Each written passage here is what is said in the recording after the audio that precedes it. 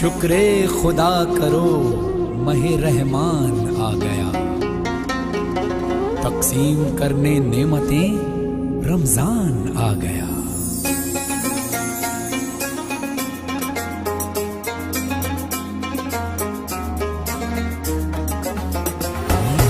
اللہ تیرا ہے احسان، روز نمازیں اور قرآن ہے یہ سب روح ایمان، نور رمضان نور رمضان نور رمضان نور رمضان۔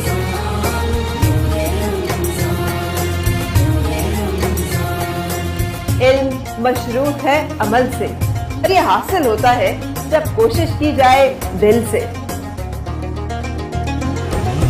علم و ادب سکھلائیں گے، دین خدا پھیلائیں گے، مسجد میں بھی جائیں گے، ہم دو نعت سنائیں گے۔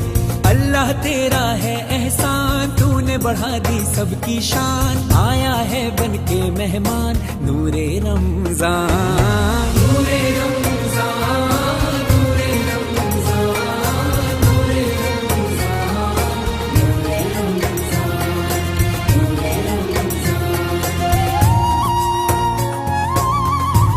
دین اسلام محبت کا پیام، اللہ کا انعام، خالق کا ہے پیغام۔ کیسی ہوائیں عشق چلی، ختم ہوئی نفرت دل کی، بانٹ رہے ہیں پیار سبھی، سحری ہو یا افطاری۔